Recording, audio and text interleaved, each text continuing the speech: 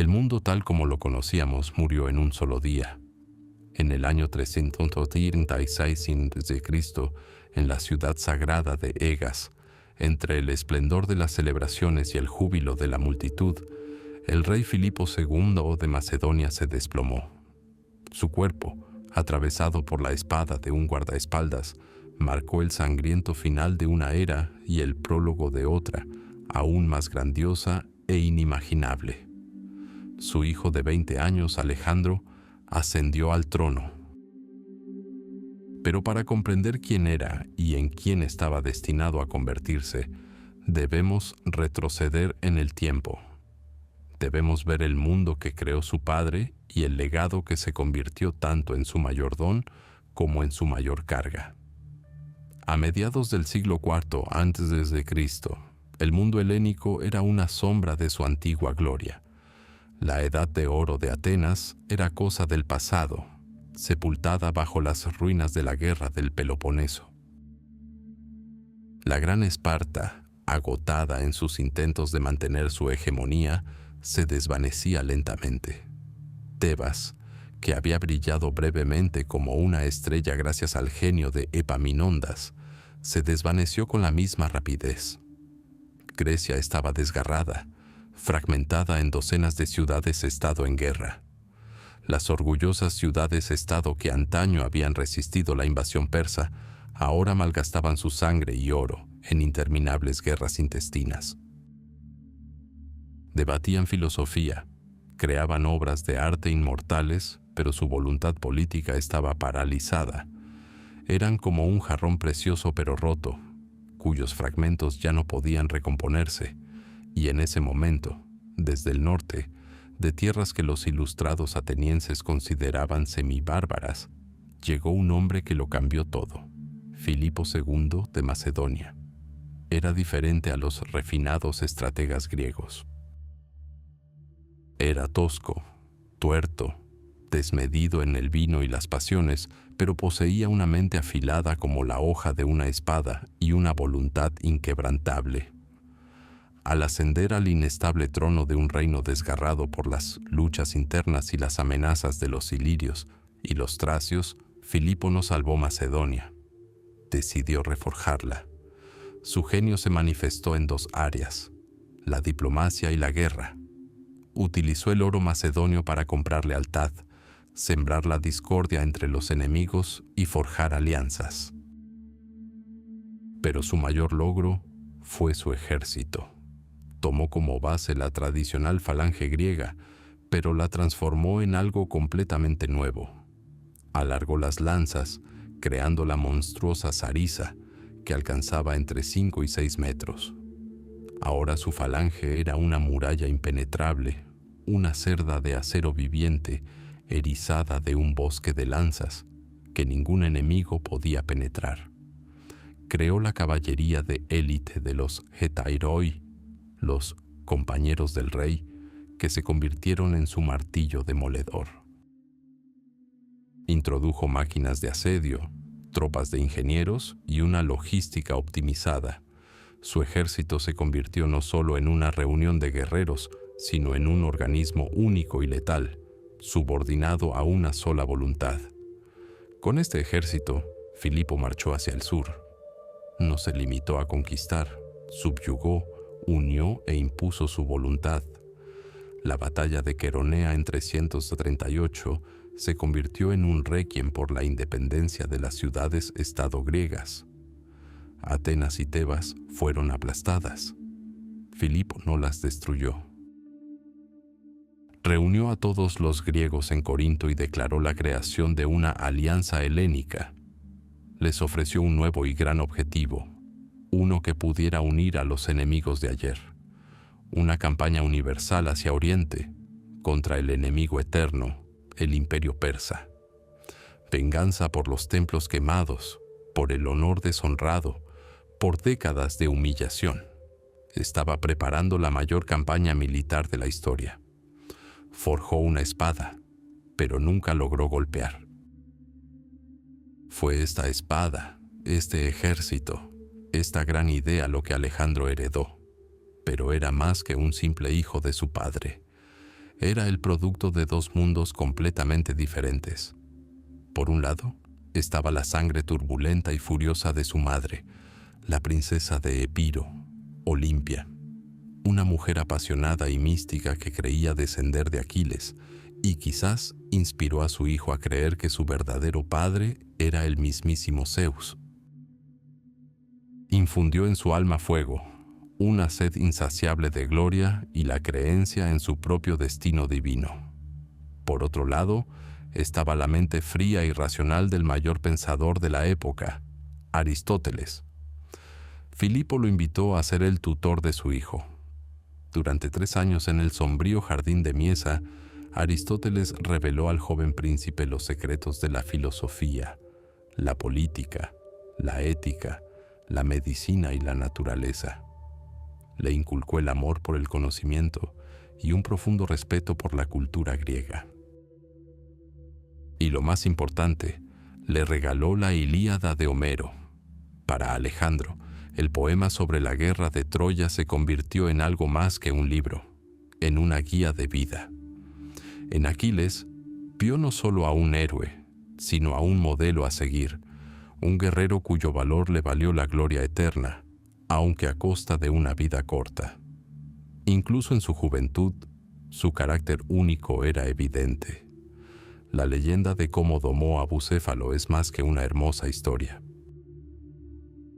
Cuando ninguno de los guerreros experimentados de Filipo pudo con el caballo salvaje e indomable, el joven Alejandro notó lo que otros no. El caballo temía a su propia sombra. Giró el caballo hacia el sol, le habló con dulzura y saltó sobre la silla. Esta acción encarna al futuro Alejandro: observación, valentía, la capacidad de ver la esencia de las cosas y encontrar soluciones creativas donde otros solo veían fuerza bruta. No quebrantó la voluntad del caballo, la comprendió y la sometió. Y así, en 336, este joven, por cuyas venas corría la sangre de héroes y cuya mente había sido afinada por el más grande de los filósofos, fue abandonado. El legado de Filipo era vasto, pero también peligroso. El ejército era leal a la memoria de su padre, pero ¿juraría lealtad a su inexperto hijo? Las ciudades griegas, apenas pacificadas, se movilizaron de inmediato, con la esperanza de recuperar su libertad. Las tribus bárbaras del norte volvieron a alzar la cabeza. Los enemigos de la corte conspiraron.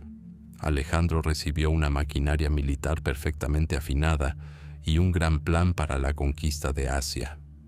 Pero primero, tenía que demostrar que era digno de este legado.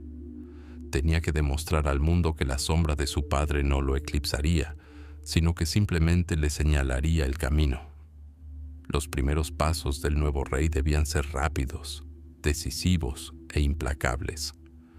El mundo contuvo la respiración. No solo un heredero entraba en la historia. Entraba un conquistador, en la cúspide de su gloria, cuando la sombra de Filipo de Macedonia se cernía sobre toda Grecia y su mirada se posaba en el este, en las vastas riquezas del imperio persa. Un conflicto se cernía en el corazón mismo de su corte, uno que podría destruir todo lo que había construido. Filipo fue el arquitecto de una nueva era, un brillante político y comandante que transformó un reino atrasado en una máquina militar invencible. Su hijo, Alejandro, fue su mayor creación y su mayor preocupación. El joven con la sangre de héroes y dioses en las venas ya era más que un simple heredero. Era una fuerza de la naturaleza que Filipo intentó canalizar, pero nunca pudo controlar por completo. La relación entre padre e hijo siempre fue una compleja mezcla de admiración, amor, rivalidad y profunda desconfianza. Alejandro veía a su padre como un modelo a seguir y un obstáculo para su propia gloria. Filipo estaba orgulloso de su hijo, de su inteligencia, valentía y talento militar, pero temía sus ambiciones desenfrenadas y la influencia de su madre, la princesa de Epiro, Olimpia, una mujer apasionada, orgullosa y mística, que creía que su hijo era descendiente de Aquiles y del mismísimo Zeus. La gota que colmó el vaso en este conflicto oculto fue el nuevo matrimonio de Filipo. Su elegida fue la joven Cleopatra, sobrina del influyente general Átalo. A diferencia de Olimpia, una extranjera de Epiro, Cleopatra era una macedonia de pura cepa. Esta unión fue más que un simple capricho del anciano rey. Fue un acto político que ensombreció la legitimidad de la propia reivindicación de Alejandro. Ahora Macedonia podría tener un nuevo heredero, uno sin una gota de sangre bárbara. En el banquete de bodas, entre el tintineo de copas y los discursos en voz alta, un borracho Atalo propuso un brindis que resultó fatal. Invitó a los macedonios a rezar a los dioses por el nacimiento de un heredero legítimo de Filipo y Cleopatra. Estas palabras golpearon a Alejandro como una daga. ¿Qué soy entonces? ¿Un sinvergüenza? ¿Un bastardo?, gritó furioso, arrojándole la copa a la cara. Se produjo una pelea. Filipo, aturdido por el vino y la ira ante la insolencia de su hijo, desenvainó su espada y se acercó a Alejandro. Pero al rey le fallaron las piernas y se desplomó en el suelo. «Aquí está un hombre que se disponía a cruzar de Europa a Asia», dijo Alejandro con amarga burla, «y no puede pasar de un lecho a otro sin caerse». La humillación pública fue insoportable. Alejandro y su madre huyeron de la capital y se exiliaron. El gran plan de invadir Asia peligraba. Filipo comprendió que sin Alejandro, su comandante más brillante y el favorito del ejército, la campaña era imposible. Siguieron largas y humillantes negociaciones y se logró una frágil reconciliación. Alejandro regresó, pero la ruptura entre padre e hijo se había convertido en un abismo. La corte estaba dividida en facciones y el ambiente estaba cargado de intriga y miedo. El desenlace se produjo en el año 336 a.C., en la antigua capital de Macedonia, Egas. La ciudad celebraba la boda de Filipo con Cleopatra, hija de Olimpia. Las celebraciones se organizaron a una escala sin precedentes. Filipo se encontraba en la cúspide de su poder. Se había reconciliado con su hijo, había unificado Grecia y su vanguardia ya había cruzado Asia. El día de su triunfo, decidió revelarse al pueblo en todo su esplendor. Vestido con túnicas blancas como la nieve y coronado con una corona de flores, entró en el teatro a la cabeza de la procesión, despidiendo ostentosamente a sus guardaespaldas para demostrar que el amor del pueblo era su mejor defensa. Caminó entre las estatuas de los 12 dioses olímpicos, siendo el 13º el suyo, igual a los dioses. En ese momento de triunfo embriagador, cuando parecía que el destino mismo se había doblegado ante él, una figura surgió de la multitud. Era Pausanias, uno de sus guardaespaldas personales. Impulsado por un agravio personal que el rey ignoraba, o guiado por una mano invisible, asestó a Filipo un único, pero fatal, golpe en el costado. El rey, que había conquistado Grecia y estaba a punto de aplastar a Persia, cayó muerto al suelo, ahogándose en sangre ante la mirada atónita de la multitud. Caos. Pánico. Por un instante, el mundo pendió de un hilo. En ese momento crítico, cuando el reino corría peligro de desmoronarse, Alejandro, a sus 20 años, demostró la voluntad de hierro y los reflejos ultrarrápidos que heredó de su padre. Mientras el asesino era perseguido y abatido en el acto, sin darle tiempo a pronunciar palabra, los generales leales de Alejandro, especialmente el experimentado Antípatro, rodearon al heredero. Sin perder un segundo, lo llevaron al ejército. Los soldados, viendo en el joven el coraje de su padre y sus propias esperanzas de gloria y botín en Asia, lo proclamaron rey sin vacilar, alzándolo en sus escudos. Pero la proclamación no fue suficiente. El poder ganado con sangre debía defenderse con sangre. Comenzó una despiadada purga. La primera víctima fue el general Átalo, quien se encontraba con sus tropas en Asia. Los asesinos enviados por Alejandro lo sorprendieron. Entonces, todos los potenciales aspirantes al trono, cualquiera que pudiera desafiar el nuevo poder, fueron ejecutados. El destino más terrible corrió la última esposa de Filipo, Cleopatra, y su hijo recién nacido. Según la leyenda, la vengativa Olimpia la obligó a elegir entre la soga, la espada y el veneno, tras servir vivo a su bebé en un caldero de bronce. Nunca sabremos si esto es cierto o un oscuro mito creado por los enemigos, pero la crueldad de este acto, real o imaginario, se convirtió en un símbolo escalofriante del nuevo poder. Así, en cuestión de semanas, tras soportar la humillación, el exilio, la muerte de su padre y una sangrienta masacre, Alejandro ascendió al trono.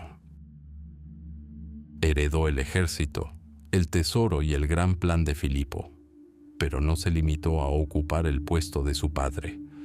Tomó el poder con una determinación que hizo temblar a amigos y enemigos por igual. La sombra de Filipo ya no se cernía sobre él. Ahora proyectaba la suya, y esa sombra cubriría todo el mundo conocido. La era de Filipo terminó con un chorro de su propia sangre. La era de Alejandro había comenzado, en la primavera del 334 a.C. La historia contuvo el aliento mientras un mundo entero cruzaba una estrecha franja de agua. El Helesponto, el estrecho que dividía Europa y Asia, había simbolizado durante siglos la frontera entre los mundos y ahora se convertía en un puente. Sobre sus olas navegaba una flota que transportaba no solo un ejército, sino un destino.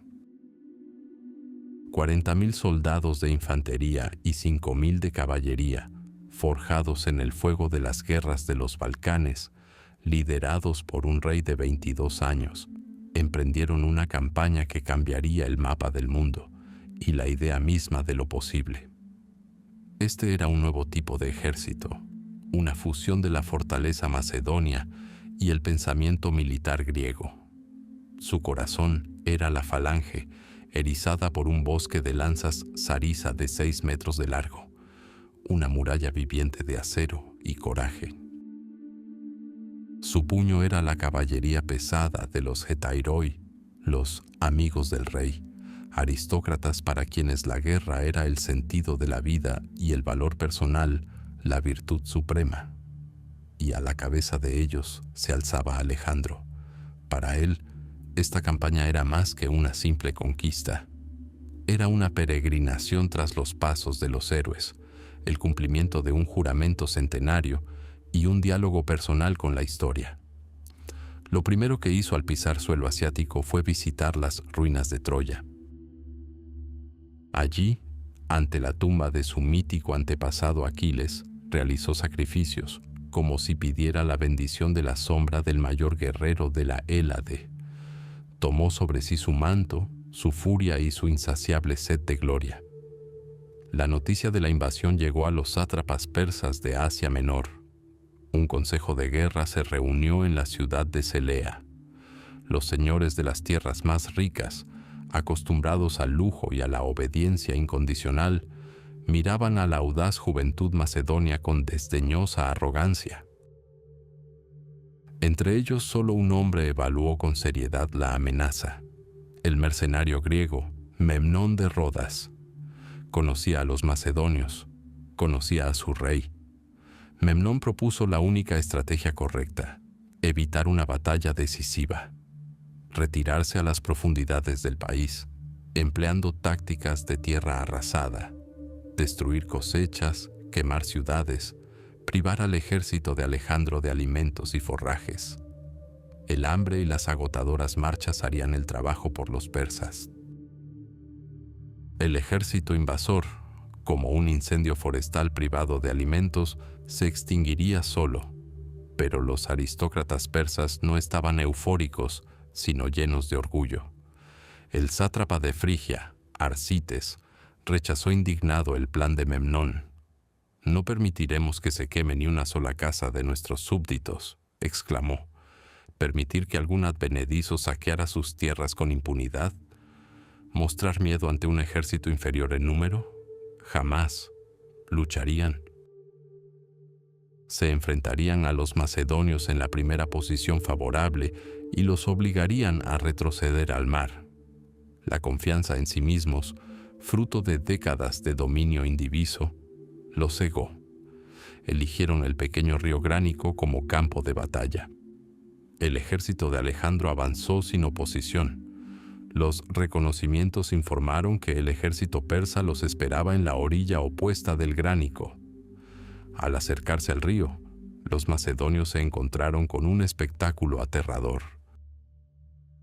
En la alta y empinada orilla oriental, como un muro viviente, se alzaba la caballería persa, la flor innata de la nobleza asiática, resplandeciendo bajo el sol de la tarde. Tras ellos, en una elevación aún más alta, se alzaban las ordenadas filas de mercenarios griegos, la infantería que los persas consideraban su base. La posición parecía inexpugnable. Atacar en movimiento, vadeando el río y trepando por la resbaladiza ladera de arcilla bajo una lluvia de jabalinas, enfrentándose a la caballería blindada, era una auténtica locura. Parmenión, un anciano y experimentado comandante, mano derecha de Filipo, el padre de Alejandro, le rogó al rey que actuara con prudencia. «Señor», dijo, «ahora no es momento de atacar. El enemigo nos supera en número y ocupa una posición ventajosa.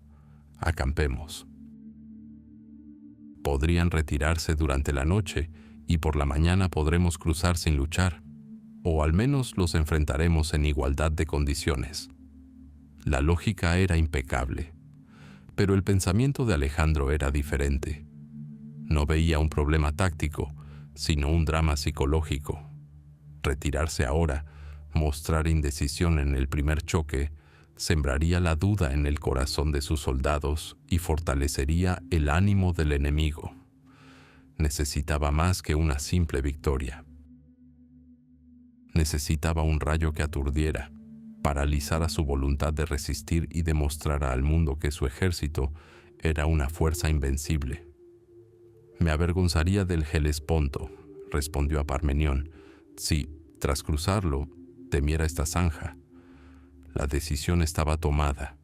Él mismo lideraría el primer ataque. A la cabeza de los escuadrones de élite de los compañeros, con su reluciente casco coronado por dos plumas blancas que lo convertían en un blanco visible para todo el ejército persa, Alejandro dio la orden. Las trompetas dieron la señal de ataque. Al ensordecedor grito de guerra de «Al-ala», la caballería macedonia cargó. El río bullía bajo miles de cascos. El lodo y las salpicaduras se elevaban por los aires, mezclándose con el silbido de las jabalinas. Los macedonios lucharon en condiciones inimaginablemente difíciles, un fondo fangoso, una corriente rápida y, lo más importante, tuvieron que luchar desde abajo, mientras los persas les asestaban golpes desde lo alto de sus orillas. Las primeras filas de los atacantes fueron aplastadas y repelidas, pero esto fue solo un preludio. Siguiendo a la vanguardia, ligeramente a la derecha, el propio Alejandro se abalanzó sobre el corazón mismo de la línea enemiga. Su presencia actuó como fuego sobre los guerreros, transformando un ataque desesperado en un impulso imparable. Fue el primero en alcanzar la orilla enemiga, y la batalla a su alrededor estalló instantáneamente en una serie de furiosos duelos. Los nobles persas, reconociendo al rey, corrieron hacia él, soñando con la gloria de derrotar al osado conquistador.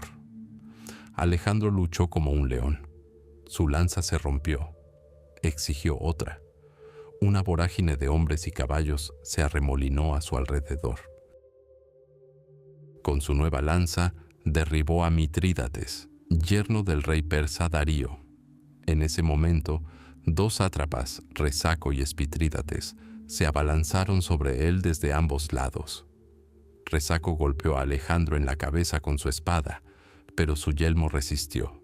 Entonces, Espitrídates levantó su hacha por detrás, listo para asestar el golpe fatal. Un momento en el que dioses inmortales se congelaron. La historia podría haber tomado un rumbo completamente diferente. Pero Clito el Negro, comandante de la Gema Real y amigo de la infancia de Alejandro, estaba cerca. Con un movimiento ultra rápido, cortó la mano alzada de Espítridas, salvando la vida de su rey. Este duelo marcó un punto de inflexión. Al ver la muerte de sus líderes y la furia incontrolable del rey macedonio, la caballería persa flaqueó. Lo que parecía un muro impenetrable se derrumbó. Comenzó una huida despavorida. Ahora era el turno de la falange. Tras cruzar el río sin ofrecer resistencia seria, la infantería macedonia atacó a los mercenarios griegos, abandonados a su suerte por la caballería persa. Rodeados por todos lados, los mercenarios imploraron clemencia. Pero para Alejandro, no eran soldados, sino traidores a la causa panhelénica. No hubo piedad. Casi todos fueron masacrados.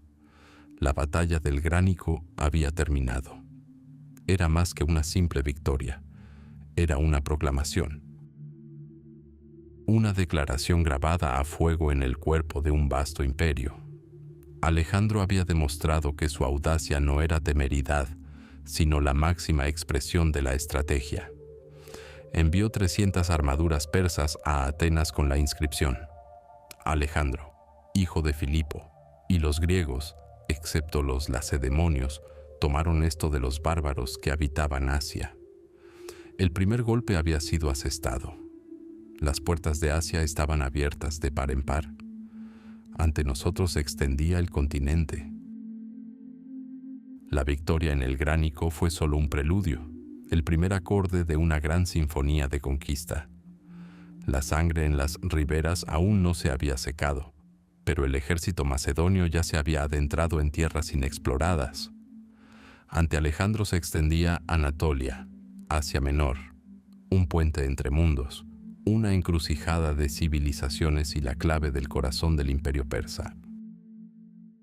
No se trataba de una simple marcha, era la conquista de todo un subcontinente, una tierra impregnada de milenios de historia, donde cada piedra recordaba a los hititas, frigios y lidios. La primera tarea fue asegurar la retaguardia y privar a la flota persa de sus bases.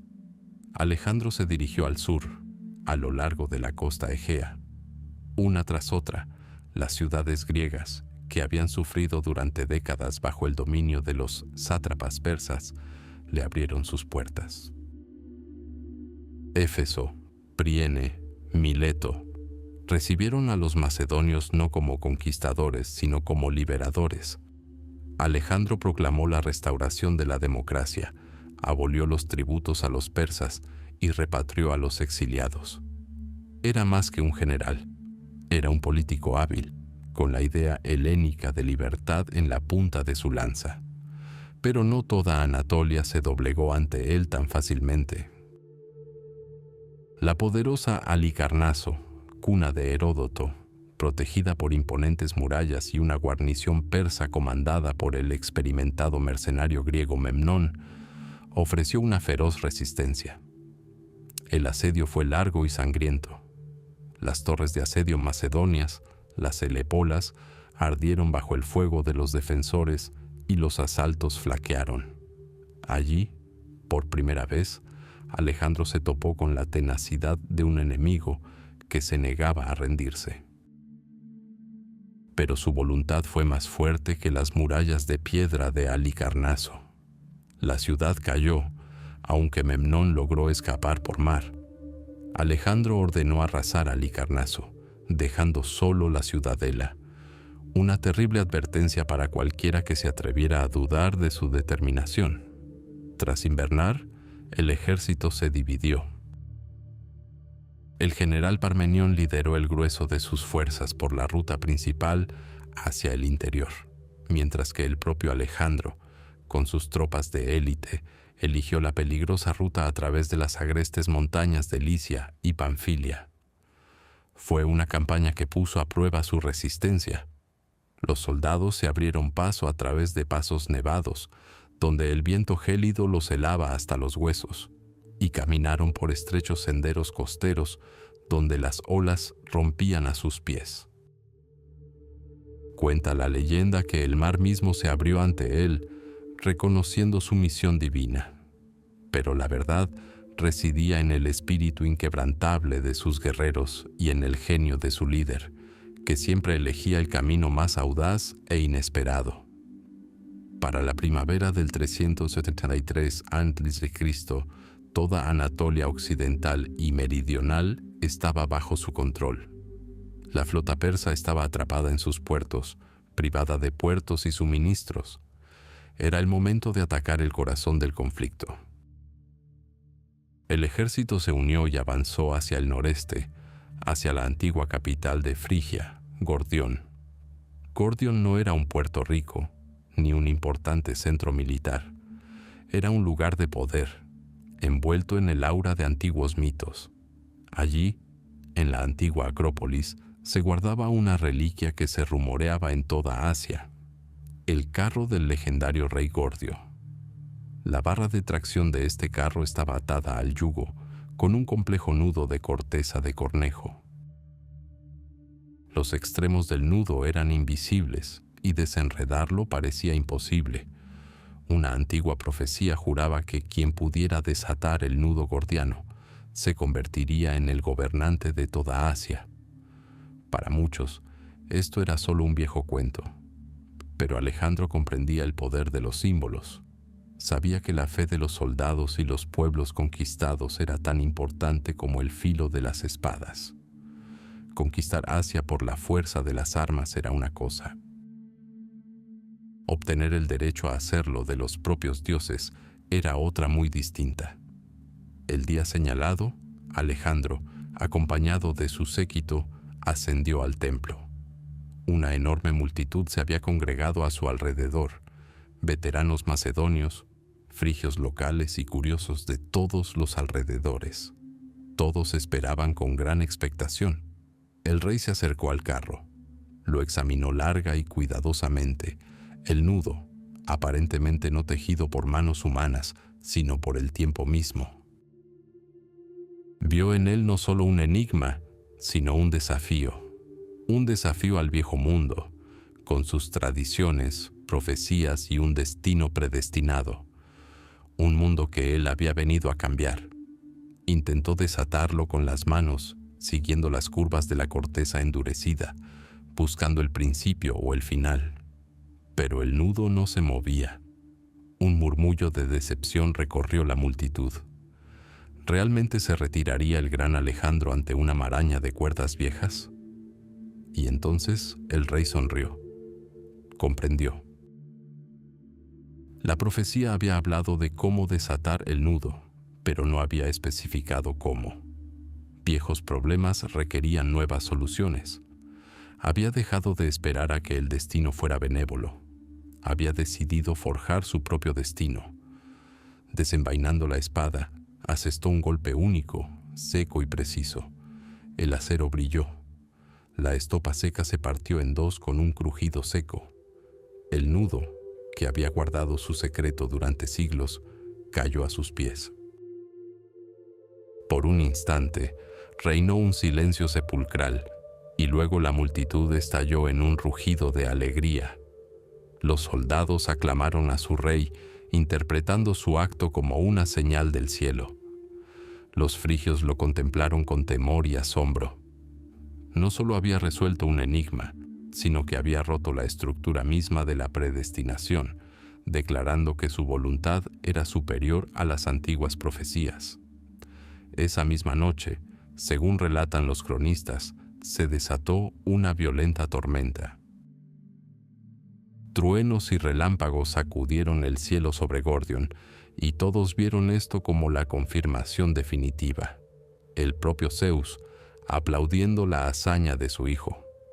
El nudo gordiano se rompió.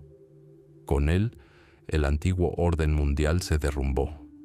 La conquista de Anatolia se completó no solo estratégicamente, sino también simbólicamente. El camino hacia el este estaba abierto. Ahora el ejército, inspirado por una señal divina, estaba listo para enfrentarse a la fuerza principal del enemigo. Ante Alejandro se extendían las llanuras de Siria y el mismísimo rey de reyes, Darío III. La batalla decisiva se acercaba. Tras el sangriento sello dejado en las murallas de Tiro y la cruel lección impartida a la rebelde Gaza, el camino hacia el sur estaba abierto. Ante Alejandro se extendía una tierra tan antigua como el mito mismo, la corona de la satrapía persa y el granero del mundo, Egipto. Allí no retumbaron las máquinas de asedio ni se derramó la sangre de los defensores. En cambio, el rey macedonio fue recibido con un silencio solemne, seguido de júbilo. El sátrapa persa Masaces, privado de ejército y de la esperanza de refuerzos tras la batalla de Isos, abrió de par en par las puertas de Menfis y entregó el tesoro del país sin un solo golpe. Egipto se extendía ante él como una fruta madura, hastiado de la amarga dominación persa. Para los egipcios, cuyos dioses habían sido insultados y cuyos templos habían sido saqueados por los conquistadores zoroastrianos, Alejandro no era un simple tirano extranjero. Era un libertador, la fuerza profetizada que había venido a restaurar Maat, el orden y la justicia divinos. Multitudes inundaron las calles, saludándolo no como un conquistador, sino como un gobernante legítimo, el faraón largamente esperado. Vieron en su cabello rubio y su mirada penetrante un destello de lo divino, una señal celestial. Alejandro, con una perspicacia política infalible, asumió este cargo con dignidad y profundo respeto. En la antigua capital, Menfis, ofreció sacrificios no solo a los dioses griegos, sino también al toro sagrado Apis, la deidad principal de la ciudad. Este acto sencillo, pero de una importancia increíble, demostró al sacerdocio y al pueblo egipcios que el nuevo gobernante honraba sus tradiciones.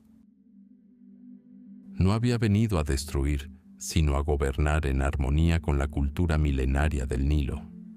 Fue coronado según todos los cánones, portando la doble corona del Alto y el Bajo Egipto. Ahora no era simplemente el rey de Macedonia y el hegemón de Grecia. Era un dios viviente, un faraón, el heredero de Ra. Pero el poder terrenal y los títulos no bastaban para un hombre impulsado por una sed insaciable, lo que los griegos llamaban potos, un deseo apasionado por lo desconocido. En lo más profundo de su alma ardía una pregunta que lo había atormentado desde la infancia, alimentada por los relatos de su madre Olimpia sobre sus orígenes divinos. ¿Era hijo del mortal rey Filipo? ¿O realmente corría por sus venas la sangre de un dios? La respuesta a esta pregunta solo podía provenir de un oráculo, cuya fama resonó por todo el mundo antiguo, rivalizando con la de Delfos. Este era el oráculo de Zeus Amón en el remoto oasis de Siwa, perdido en el desierto libio. El viaje no solo fue largo, sino también mortalmente peligroso. Las caravanas desaparecieron en las arenas infinitas y todo un ejército persa al mando del rey Cambises, que en su día se propuso conquistar el oasis, fue engullido por una tormenta de arena, sin dejar rastro. Los consejeros de Alejandro intentaron disuadirlo, calificando la expedición de locura. Pero para él, esto no era solo una peregrinación, era una prueba del destino. Tenía que alcanzarla. La expedición avanzó hacia el oeste bordeando la costa y luego se adentró en el ardiente mar de arena. El desierto los recibió con su furia silenciosa y devastadora. El agua escaseó, los puntos de referencia se desvanecieron en la bruma brillante y el sol abrasador no ofreció piedad ni de día ni de noche. Cuenta la leyenda que cuando el grupo se perdió y estuvo a punto de morir de sed, los dioses les enviaron ayuda. Primero, un aguacero milagroso empapó a la gente y la tierra, y luego 2 serpientes, o, según otra versión, 2 cuervos, aparecieron de la nada y mostraron a la caravana el verdadero camino, a través de las dunas. Ya no importaba si esto era cierto o un mito nacido de una mente atormentada. Para Alejandro y sus hombres, fue otra señal de protección divina. Finalmente, un rayo verde apareció en el horizonte. Tras cientos de kilómetros de desierto inerte, el oasis de Sigua parecía un milagro, un paraíso esmeralda en medio del infierno. Entre palmerales y frescos manantiales se alzaba el antiguo templo de Amon-Ra. El tiempo parecía haberse detenido allí. Al acercarse Alejandro al santuario, fue recibido por el sumo sacerdote. Ignorando a todos los acompañantes del rey, se dirigió a él directamente, pero no como a un mortal. Lo saludó como al hijo de un dios. La parte más íntima del ritual tuvo lugar en las profundidades del templo, lejos de oídos curiosos. Lo que Alejandro preguntó al oráculo y su respuesta permanecieron en secreto para siempre. Nunca reveló los detalles de esta conversación a nadie. Solo dijo que escuchó lo que su corazón deseaba. Pero al emerger de la tenue luz del santuario, su rostro resplandecía. Ya no dudaba. Había adquirido una confianza definitiva e inquebrantable en su excepcionalidad, en su destino. Los sacerdotes lo proclamaron públicamente hijo de Amón. Para los griegos, que identificaban al egipcio Amón con su dios supremo Zeus, esto significaba una cosa. Alejandro era hijo del mismísimo Zeus. Este acontecimiento lo cambió todo. Se convirtió en la base ideológica de su futuro imperio. Ya no era simplemente un rey conquistador, era la encarnación de un dios, y su misión adquirió una dimensión sagrada y universal. Al regresar del desierto, Alejandro se embarcó en una hazaña que inmortalizaría su nombre tanto como sus victorias militares. En la costa mediterránea, en una ubicación estratégicamente ideal entre el mar y el lago Mareotis, trazó los planos de una nueva ciudad. Cuenta la leyenda que, cuando los arquitectos se quedaron sin tiza, el rey ordenó a sus soldados que usaran harina de cebada para trazar los contornos de las futuras avenidas, templos y ágora. Una bandada de pájaros que se acercara a estas líneas de harina se consideraba un buen augurio. La ciudad alimentaría al mundo. Así se fundó Alejandría, el futuro centro de la cultura, la ciencia y el comercio helenísticos, un faro de conocimiento para las generaciones venideras. Al salir de Egipto en la primavera del 331 a.C., Alejandro era un hombre distinto. Partió no solo como el rey macedonio que había derrotado a los persas en Occidente. Partió como faraón, hijo de Amón, fundador de la ciudad eterna. Su mirada se volvió hacia el este, al corazón mismo del imperio persa, donde le aguardaba su enfrentamiento final y decisivo con Darío. Ahora avanzaba no solo con el poder de su ejército, sino también con una fe inquebrantable en su destino divino. Corría el año 331 a.C. Habían transcurrido 2 años desde la batalla de Isos, 2 años del inexorable avance macedonio hacia el este. Fenicia, Judea, el poderoso Egipto, todos se habían rendido ante el joven conquistador. Pero estas eran solo provincias, extremidades del gigantesco imperio persa. Alejandro había seguido su corazón, y ahora, en la interminable llanura soleada cerca del pueblo de Gaugamela, lo había encontrado. Darío III, el rey de reyes, aprendió de sus derrotas.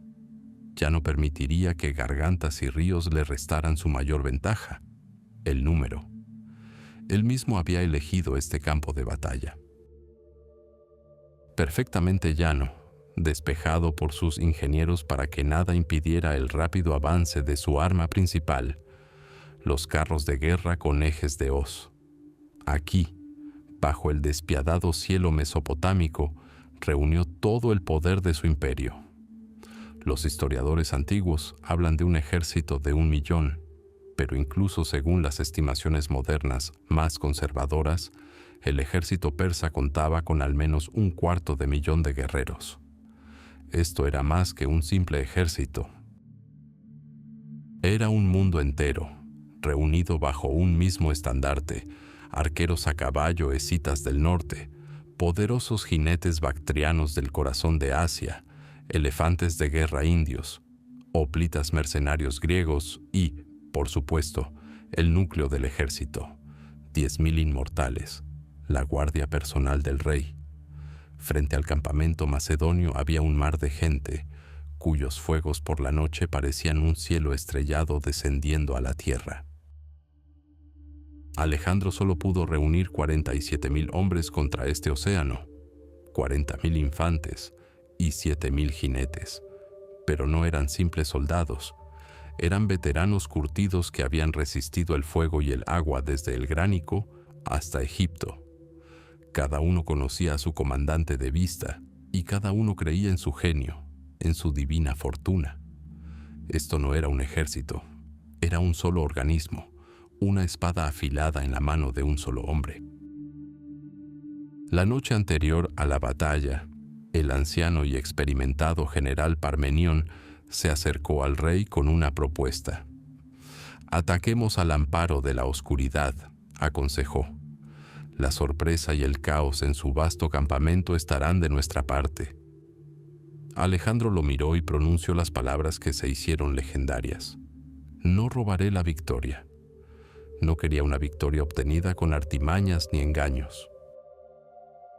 Necesitaba gloria, una prueba innegable de superioridad, un triunfo presenciado por dioses y hombres por igual. Esa noche, mientras nadie en el campamento persa dormía, esperando el ataque, Alejandro Magno durmió profundamente como un héroe. En la mañana del 1 de octubre, al amanecer sobre la llanura, dos mundos se paralizaban uno contra el otro. La línea persa parecía interminable, sus flancos se extendían más allá del horizonte. En el centro, en su carro dorado, se encontraba Darío, rodeado de sus mejores guerreros. Ante él se alzaba una formidable línea de 200 carros con guadañas. Alejandro desplegó su ejército de forma distinta a la que Darío esperaba. Desplegó sus tropas en una formación escalonada, con el flanco derecho muy adelantado y el izquierdo, en cambio, replegado. Esta formación de batalla oblicua ya le había dado la victoria, pero aquí la perfeccionó. Al darse cuenta de que podía ser rodeado, creó una segunda línea de infantería tras la línea principal, lista para desplegarse y enfrentarse al enemigo por la retaguardia. Su ejército se convirtió en una fortaleza viviente, erizada de lanzas. La batalla comenzó. Alejandro, al frente de su caballería de élite, los compañeros, comenzó a avanzar, no hacia adelante, hacia el enemigo, sino hacia la derecha, a lo largo del frente persa. Esta maniobra desconcertó a Darío. Alejandro estaba retirando sus mejores fuerzas del campo preparado para sus carros. El rey persa se vio obligado a reaccionar. Desplegó su caballería bactriana para interceptar a los macedonios. Se desató una feroz batalla en el flanco. La línea persa comenzó a extenderse, siguiendo el avance de Alejandro. Entonces Darío dio la orden que todos esperaban. Los carros cargaron. Debió de ser un espectáculo aterrador.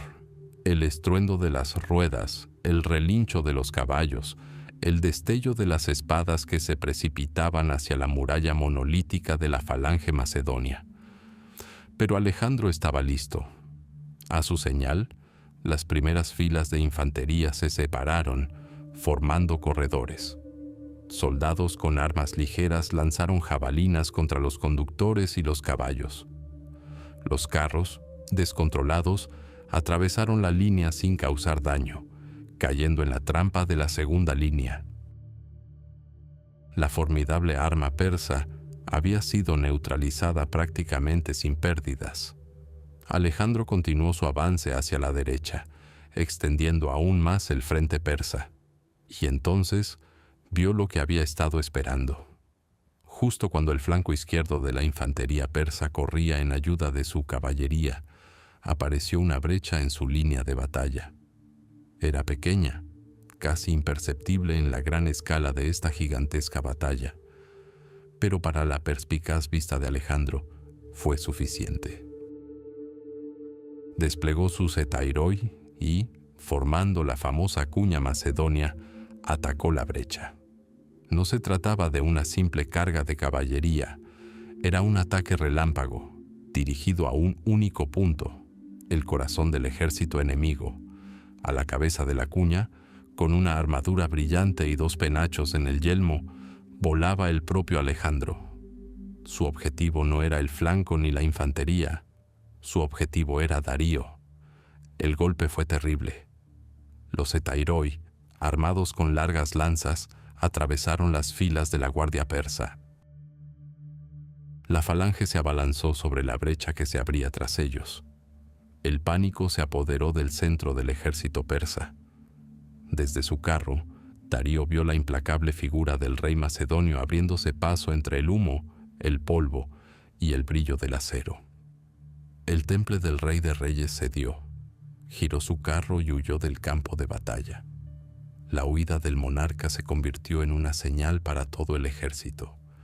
El centro y el flanco izquierdo persas se desmoronaron y huyeron presas del pánico.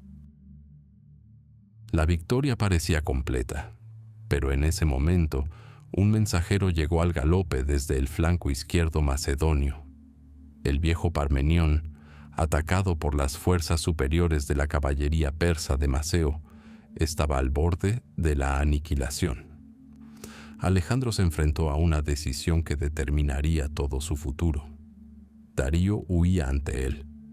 Una persecución podría poner fin a la guerra en ese instante. Tras él yacía su ejército, con sus camaradas sangrando, así que tomó su decisión. Abandonando la persecución del premio final, desplegó su caballería victoriosa y atacó la retaguardia de los persas que presionaban a Parmenión. Este golpe también decidió el resultado de la batalla en ese flanco. Al atardecer, todo había terminado. La llanura de Gaugamela estaba sembrada de los cuerpos de decenas de miles de caídos. El gran ejército persa había dejado de existir. Era más que una simple victoria. Era el fin de una era. El imperio aqueménida, un coloso que se había mantenido en pie durante siglos, se derrumbó ese día. El camino a Babilonia, Susa y Persépolis, el camino a los tesoros y al corazón de Asia, estaba abierto. Alejandro ya no era simplemente el rey de Macedonia. En el sangriento suelo de Gaugamela se había ganado el derecho a llamarse a sí mismo el gobernante de Asia. Tras la decisiva victoria en Gaugamela, el camino hacia el corazón del imperio persa quedó abierto.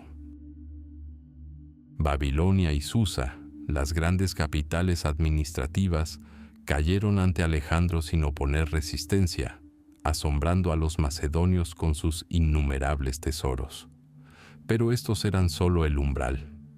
Más adelante se encontraba Persépolis, la capital ritual y espiritual de los aqueménidas, una ciudad que no era simplemente el centro del poder, sino su personificación en piedra.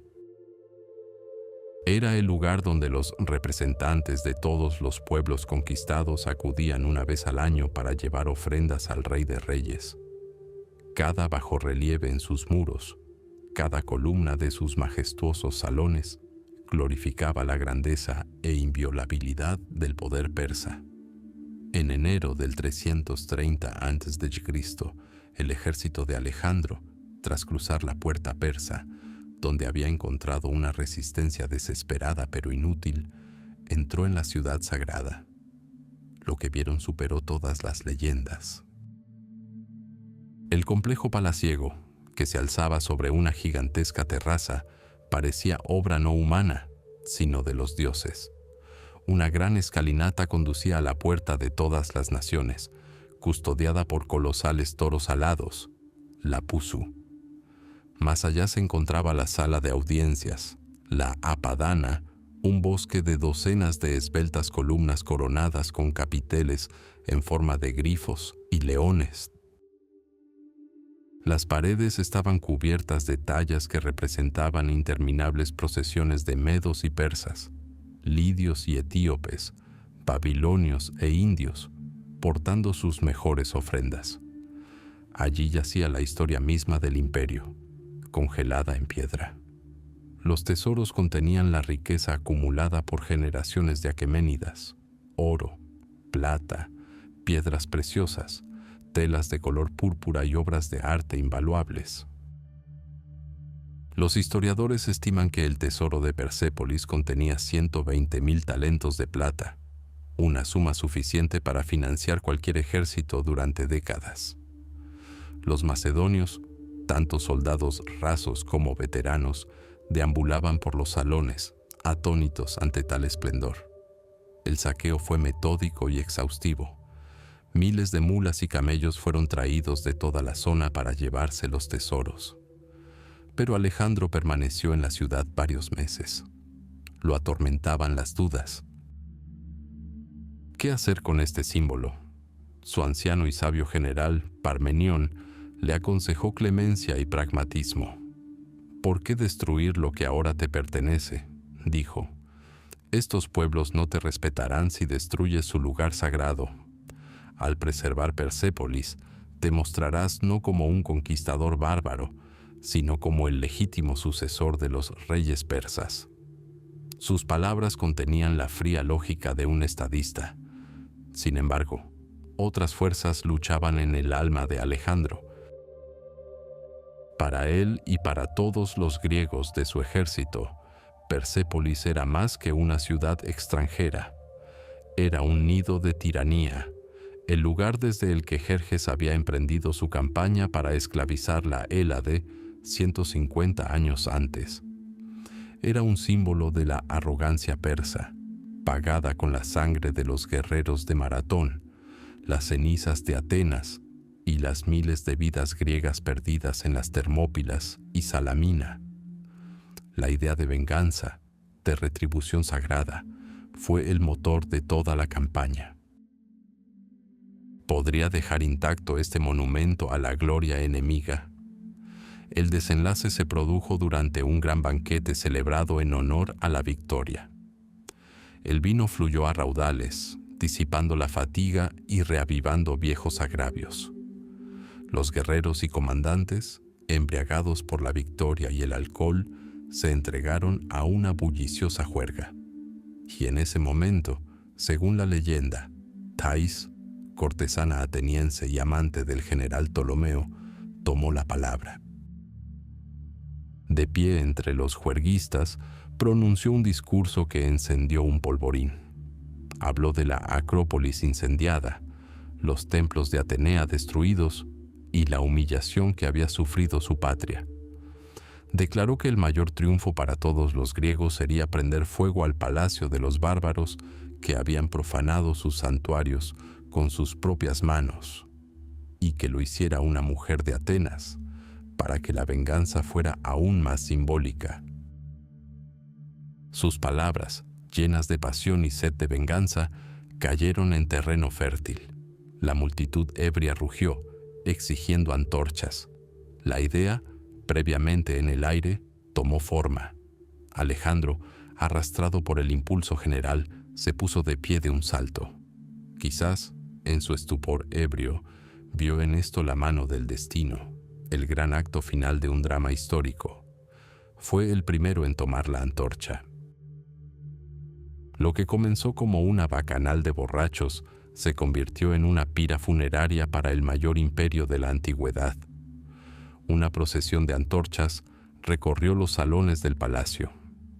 Alejandro Taís y sus colaboradores más cercanos se convirtieron en sacerdotes de este ritual de destrucción. La primera antorcha voló hacia los lujosos tapices que adornaban las paredes. El fuego mordió con avidez la seca madera de cedro libanés de la que estaban hechas las vigas y los techos. Las llamas se elevaron hacia el cielo, devorando todo a su paso. El salón de las 100 columnas, la Apadana, el palacio de Jerjes, todo se transformó en un rugiente infierno. Muebles preciosos, paneles tallados, telas, todo lo que no se había retirado a tiempo se convirtió en combustible para las llamas. El calor era tan intenso que los centenarios muros de piedra se agrietaron y se desmoronaron. Los bajorrelieves, testigos de la grandeza pasada, estaban ennegrecidos por el hollín, sus rostros distorsionados por una neblina ardiente, como si estuvieran mirando con agonía la destrucción de su mundo. A la mañana siguiente, cuando el humo se disipó, Alejandro y su ejército se encontraron con una escena de devastación absoluta. En lugar del magnífico palacio, solo quedaban ruinas ennegrecidas y columnas solitarias, como lápidas en un montón de cenizas. Cuenta la leyenda que, tras recobrar la sobriedad, Alejandro se arrepintió de sus actos al darse cuenta de que había destruido no solo un símbolo enemigo, sino una obra maestra del arte mundial. Pero la trascendencia política de este acto fue ensordecedora e inequívoca. Al quemar Persépolis, Alejandro quemó puentes. Anunció al mundo entero que la dinastía aqueménida había muerto y que no habría vuelta atrás. Esta fue una señal para todo sátrapa, todo noble persa. Su rey Darío es ahora un fugitivo, y su imperio no es más que un montón de cenizas. Las llamas de Persépolis se convirtieron en la pira funeraria de toda una era. Sobre estas ruinas humeantes, Alejandro proclamó el nacimiento de un nuevo mundo helenístico, donde a partir de entonces solo habría un gobernante. La guerra por la sucesión persa había terminado. La casa del último aqueménida había comenzado. El imperio persa yacía muerto tras él. Darío III, el rey de reyes, había caído no por la espada macedonia, sino por las dagas de sus propios sátrapas. Para muchos de los soldados de Alejandro, este era el fin de la guerra, el colofón de una gran venganza por las injusticias griegas. Miraban hacia el este, con la esperanza de regresar a sus hogares, a los viñedos y olivares de la Hélade. Pero para el propio Alejandro, la muerte de Darío fue solo el principio. No era un vengador, sino un conquistador, y la conquista aborrece la incompletitud. El poder sobre el imperio fue usurpado por su principal asesino, el sátrapa de Bactriana, Beso, quien se autoproclamó nuevo rey, Artajerjes Inkunto. Huyó más allá de la gran muralla de la paz, las cumbres nevadas del Hindu Kush, que los griegos llamaban el Cáucaso. Allí, en las tierras salvajes e invictas de Bactriana y Sogdiana, esperaba alzar una nueva bandera de resistencia. Para Alejandro, esto era más que una simple rebelión. Era un desafío a su autoridad, a su derecho divino a gobernar. La campaña continuó. Cruzar el Hindu Kush se convirtió en una prueba que casi destrozó incluso a un ejército curtido en la batalla. Miles de soldados desacostumbrados a un frío tan intenso murieron por congelación y ceguera de la nieve. Los caballos se hundieron en profundos ventisqueros, las provisiones se agotaron y los hombres comieron la carne cruda de los animales caídos, ablandándola bajo sus sillas de montar. Fue una marcha a través de un infierno helado, impulsados únicamente por la voluntad inquebrantable de su rey. Alejandro caminó junto a sus soldados, compartiendo todas sus dificultades, y su ejemplo los impulsó a seguir adelante cuando sus propios cuerpos se negaron a obedecer. Descendieron a los valles de Bactriana como fantasmas, exhaustos, congelados, pero inquebrantables. Beso, al enterarse de lo imposible, que el ejército macedonio había cruzado el invernal Hindu Kush, huyó presa del pánico más al norte, más allá del caudaloso río Oxus, hacia Sogdiana. Dejó una estela de tierra quemada, con la esperanza de que el hambre detuviera a sus perseguidores, pero subestimó a Alejandro. El rey no lo persiguió. Ocupó metódicamente las ciudades bactrianas, fundó nuevas Alejandrías y reforzó su retaguardia. El destino del regicida se decidió sin una sola batalla. Los aristócratas sogdianos, Espitamenes y Oxiartes, al ver perdida la causa de Beso, decidieron comprar su propio indulto. Capturaron al impostor y lo entregaron a Ptolomeo, general de Alejandro. Beso fue llevado ante el rey, desnudo, en un cepo de madera. Alejandro no lo consideró un enemigo, sino un criminal. Ordenó que le cortaran la nariz y las orejas al usurpador, el castigo persa por rebelión, y lo envió a Ecbatana para su ejecución pública. Con este gesto el rey demostró al mundo que no era solo un conquistador griego, sino el legítimo heredero de la dinastía aqueménida, y que castigaría la traición según las leyes de la propia Persia. La guerra parecía terminada.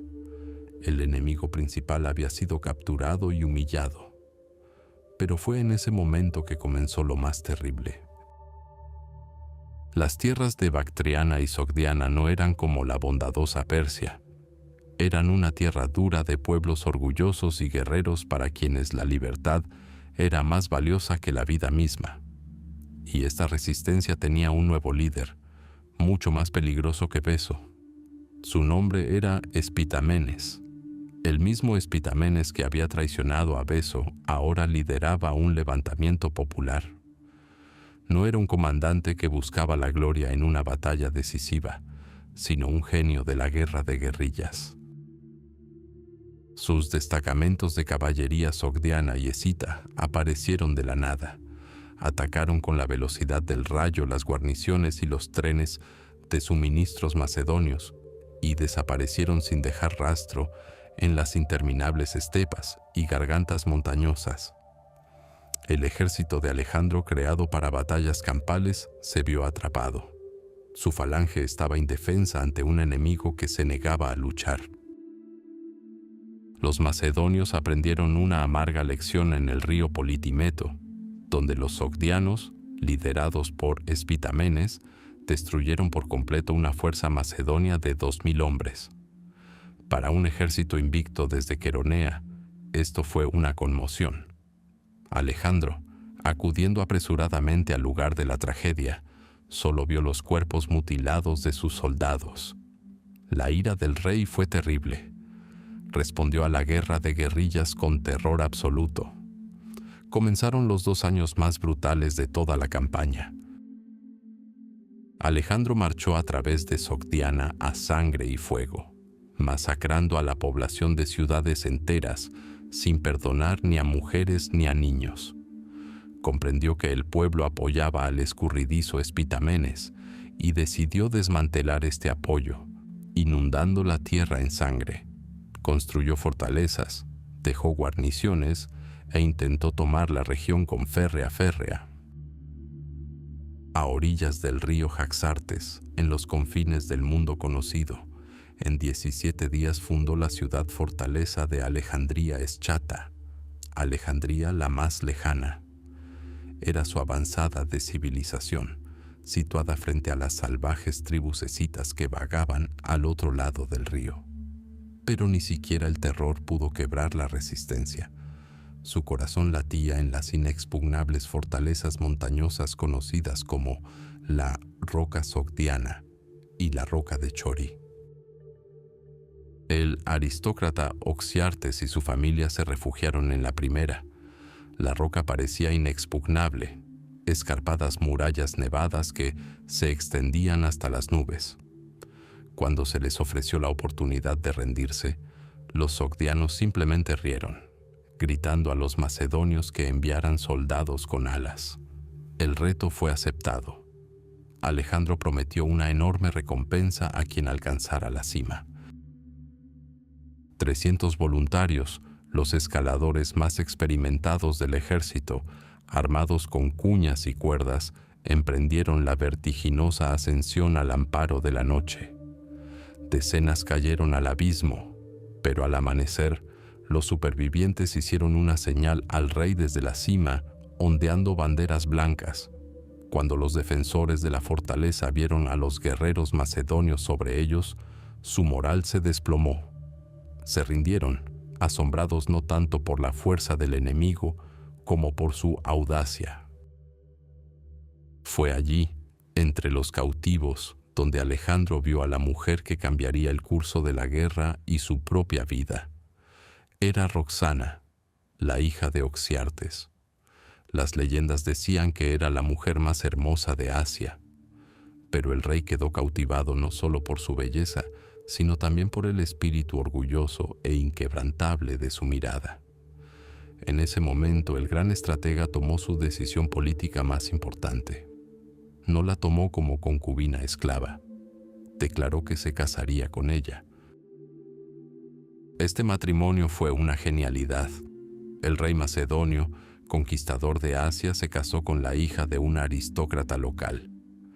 Esta unión se convirtió en un símbolo de reconciliación, un puente entre Europa y Asia. Transformó al conquistador en un gobernante legítimo y a los antiguos enemigos en parientes. La resistencia comenzó a desvanecerse.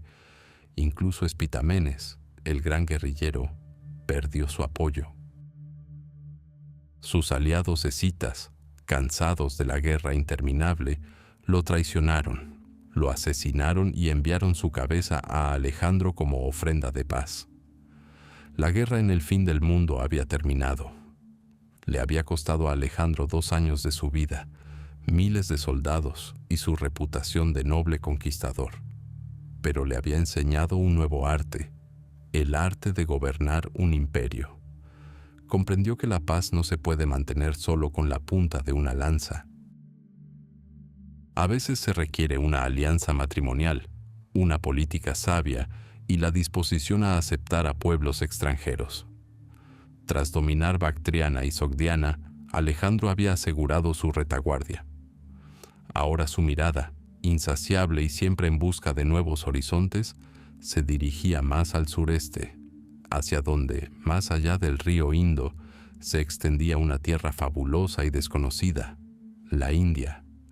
Persia yacía en ruinas, sus satrapías subyugadas y el gran rey Darío muerto. Para cualquier otro conquistador, este habría sido el final, la culminación de su hazaña. Pero para Alejandro no fue el final, sino solo un preludio. Su mirada, incansable y obsesiva, se dirigía más al este, donde, más allá de las cumbres nevadas del Hindu Kush, se extendía una tierra de maravillas y monstruos, la mítica India. No buscaba simplemente nuevas tierras. Iba más allá de los límites del mundo conocido, hacia el gran mar exterior, que creía que bañaba el límite de la Ecúmene. En la primavera del 327 a.C., tras atravesar pasos helados con increíble dificultad, el ejército macedonio descendió al valle del río Kabul. Era otro mundo. El aire era húmedo y pesado, la vegetación exuberante y desconocida, y la gente, distinta a la persa o a la griega. Aquí, Alejandro se topó por primera vez con las tácticas que lo perseguirían durante toda su campaña. La desesperada resistencia de las tribus montañesas, cuyos fuertes parecían surgir de los mismos acantilados. Cada paso adelante se pagaba con sangre, pero la India no solo era hostil. En la ciudad de Taxila lo recibió el rey local, a quien los griegos llamaban Taxiles. Este no veía a Alejandro como un conquistador, sino como un poderoso aliado contra su principal enemigo, Poro, rey de las tierras entre los ríos Hidaspes y asesines. Se selló una alianza. Alejandro recibió guías, provisiones y, lo más importante, valiosa información sobre las fuerzas que lo aguardaban. El ejército de Taxiles, reforzado por miles de guerreros indios, engrosó las filas macedonias. Parecía que la entrada al subcontinente estaba abierta. Pero a orillas del Hidaspes, el actual Yelum, las ilusiones se hicieron añicos. El río, crecido por las lluvias monzónicas, se había convertido en un torrente impetuoso de varios kilómetros de ancho, y en la otra orilla se alzaba un ejército como los macedonios jamás habían visto. Estaba liderado por el mismísimo rey Poro, un gigante, imponente sobre sus guerreros, orgulloso e inquebrantable. No había enviado emisarios con regalos ni declaraciones de sumisión. Había venido a luchar. La fuerza principal de Poro, su muralla inexpugnable, eran sus elefantes de guerra. 200 bestias enormes y acorazadas, con torretas de batalla a sus lomos, se alzaban en el centro de su ejército. Para los griegos y macedonios, acostumbrados a las batallas de caballería y falange, esta era una visión de pesadilla. Arietes vivientes, capaces de pisotear unidades enteras, fortalezas ambulantes, invulnerables a lanzas y flechas. Los soldados que habían pasado por Gránico, Iso y Gaugamela experimentaron por primera vez el miedo auténtico y primario. Alejandro comprendió que un asalto frontal al otro lado del río frente a semejante ejército sería un completo suicidio. Así que empleó su mayor talento, la astucia militar, elevada a la categoría de arte. Durante varias semanas, desgastó al ejército de Poro con fintas, simulando preparativos para cruzar en varios puntos. Sus tropas se movían ruidosamente por la orilla durante la noche, manteniendo a los indios en constante guardia. Poco a poco, Poro se acostumbró a estas maniobras y dejó de reaccionar con tanta brusquedad. Esto era justo lo que Alejandro había estado esperando. Al amparo de la noche, en medio de una furiosa tormenta que ahogaba el ruido y los gritos, Alejandro, con un selecto destacamento de caballería e infantería, inició la travesía 25 kilómetros río arriba. El riesgo era enorme. Los soldados se ahogaban en los remolinos, los caballos luchaban contra la corriente. Pero por la mañana, la vanguardia macedonia estaba en la orilla enemiga. Poro, al darse cuenta del engaño, lanzó a su hijo contra ellos con un destacamento de carros y caballería, pero ya era demasiado tarde. En una rápida batalla, los indios fueron derrotados y el hijo del rey cayó. Ahora Poro se vio obligado a desplegar todo su ejército para enfrentarse al enemigo que lo había flanqueado. La batalla del Hidaspes había comenzado, el combate más sangriento y extraño de la carrera de Alejandro. La falange avanzó, con los escudos en alto y las arizas alzadas. Pero no se encontraron con la caballería persa, sino con torres vivientes.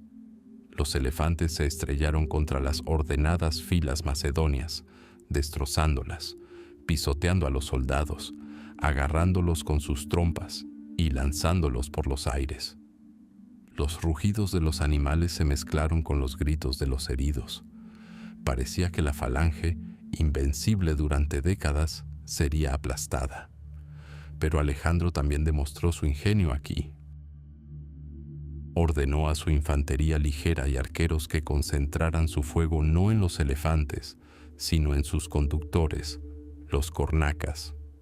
Simultáneamente, su caballería, bajo el mando del fiel Crátero, cruzó el río y golpeó a los indios por la retaguardia. Tras perder el control, los elefantes heridos, enloquecidos por el dolor y el miedo, comenzaron a correr por el campo de batalla. Ya no distinguían entre aliados y enemigos y comenzaron a aplastar a la infantería india con la misma ferocidad que la macedonia. La batalla se sumió en el caos. En este caldero la disciplina y la experiencia macedonias prevalecieron. El rey Poro luchó hasta el final, herido, sentado en su enorme elefante, como el capitán de un barco que se hunde. Continuó al frente de los restos de su ejército hasta quedar prácticamente solo. Finalmente, exhausto por la pérdida de sangre, fue capturado. Fue llevado ante Alejandro. El conquistador, admirando la valentía de su enemigo, preguntó: ¿qué debo hacer contigo? La respuesta de Poro pasó a la historia. Como rey, Alejandro. Y Alejandro actuó como un rey. No solo perdonó la vida y el reino de Poro, sino que también expandió sus dominios, convirtiéndolo en su vasallo más poderoso en la India. Respetaba el valor más que la sumisión. La victoria fue completa, pero el precio fue exorbitante. El horror de la batalla contra los elefantes quedó grabado para siempre en la memoria de los veteranos. El ejército estaba exhausto. Las incesantes lluvias monzónicas habían convertido la tierra en un pantano. Las armaduras se oxidaban y las heridas no cicatrizaban en el clima húmedo. Pero Alejandro, embriagado por la victoria, siguió adelante, hasta el río Ganges, el último mar. Y entonces ocurrió lo impensable. A orillas del río Éfasis, el ejército que había seguido dócilmente a su rey por desiertos y montañas, el ejército que había vencido al mayor imperio del mundo, dijo no. Los soldados, marcados por las cicatrices, exhaustos por la fiebre y la nostalgia, se negaron a seguir adelante. Habían oído historias de reinos aún más poderosos que los aguardaban al otro lado del río, con ejércitos de cientos de miles de guerreros y miles de elefantes de guerra. Habían llegado a su límite. Alejandro estaba furioso. Se encerró en su tienda, apelando a su honor, recordándoles la gloria y las riquezas. Pronunció uno de los discursos más apasionados de su vida, implorándoles que hicieran un último esfuerzo hasta el fin del mundo. Pero en respuesta, solo vio los rostros silenciosos y cansados de sus veteranos. Su viejo camarada Ken habló por ellos. Habló de los camaradas caídos, de las canas en las sienes de los sobrevivientes, del deseo de ver a sus esposas e hijos. Por primera vez, la voluntad de un hombre que había transformado el mapa del mundo chocó con la irresistible voluntad de miles. El invencible Alejandro fue derrotado, no por la espada del enemigo, sino por la fatiga y la desesperación de sus propios soldados. Dio la orden. El ejército retrocedió. El sueño del fin del mundo se hizo añicos a orillas de un río indio sin nombre. La expedición oriental había llegado a su límite. Oriente fue conquistado. El río Éfasis se convirtió en una frontera invisible más allá de la cual el ejército, embriagado por la victoria y exhausto hasta el límite, se negó a avanzar. Por primera vez en la gran campaña, la voluntad de Alejandro fue quebrantada no por las lanzas enemigas, sino por el cansancio de sus propios soldados. Él, tras haber conquistado ciudades y reinos, no pudo conquistar el espíritu de sus macedonios que añoraban su hogar. El sueño de alcanzar el borde de la Ecúmene, bañada por el gran océano, se hizo añicos. El camino se extendía hacia atrás, hacia el oeste, pero para Alejandro el regreso nunca podría ser una simple retirada. Tenía que ser una nueva hazaña, un nuevo desafío a los dioses y al destino. Dividió su ejército. Una unidad al mando del experimentado Crátero partió vía Aracosia y Drangiana, una ruta conocida y relativamente segura. La flota construida a orillas del Indo bajo el mando del almirante Nearco emprendería un viaje sin precedentes a lo largo de la costa, explorando la ruta marítima desde la India hasta el Golfo Pérsico. Para él, Alejandro eligió una 3ª ruta, la más peligrosa, la más temeraria, la ruta a través del desierto de Gedrosia. Antiguas leyendas afirmaban que los ejércitos de la mítica reina Semíramis y de Ciro el Grande, fundador del imperio persa, perecieron aquí. El desierto de Gedrosia era sinónimo de muerte, un lugar que incluso las tribus nómadas evitaban. ¿Qué motivó a Alejandro? La necesidad estratégica de apoyar a su flota avanzando en paralelo por tierra y excavando pozos a lo largo de la costa. ¿O fue el orgullo, herido por el motín de Éfasis, el deseo de lograr lo que los más grandes gobernantes del pasado no lograron, demostrando así su superioridad? ¿O quizás fue un cruel castigo para el ejército que se atrevió a desafiarlo? Una lección fría y calculadora, impartida en el mismísimo corazón del infierno en la tierra. De una forma u otra, la decisión estaba tomada. Decenas de miles de guerreros, veteranos de Gránico e Isa, conquistadores de Tiro y Gaugamela, junto con una enorme caravana de bagajes, mujeres y niños, siguieron a su rey en el silencio abrasador. Los primeros días no presagiaban desastre, pero la realidad pronto se desplomó sobre ellos con la furia de un sol implacable. El paisaje se convirtió en un mar infinito de arena abrasadora y rocas resecas. Durante el día, el aire relucía con el calor y la arena bajo sus pies parecía brasas ardientes. Por la noche, el frío penetrante obligaba a los hombres a acurrucarse en busca de calor. Pero el mayor enemigo, mucho más aterrador que cualquier guerrero persa, era la sed. El agua se convirtió en una deidad, el único propósito y sentido de la existencia. Los pozos marcados en los mapas de los guías resultaron estar secos o llenos de un lodo amargo, salado e imbebible. La disciplina, el núcleo de acero de la falange macedonia, comenzó a derretirse como cera bajo los rayos abrasadores. Los soldados se deshicieron de pesadas armaduras y armas para aligerar sus cargas. Pronto comenzaron a abandonar a sus camaradas enfermos y debilitados. El ejército victorioso se transformó en una larga y tambaleante hilera de fantasmas que vagaban por una tierra ardiente. Los gritos de los moribundos se mezclaron con los gemidos de los animales enloquecidos por la sed. Caballos y mulas cayeron por cientos, sus cadáveres marcando el camino mortal de la gran hueste. Una noche, mientras los hombres exhaustos acampaban en el lecho seco de un río, el cielo se abrió, pero no fue una lluvia salvadora. Un torrente repentino y furioso descendió de las montañas, arrasando con tiendas, carros y a todos los que aún dormían.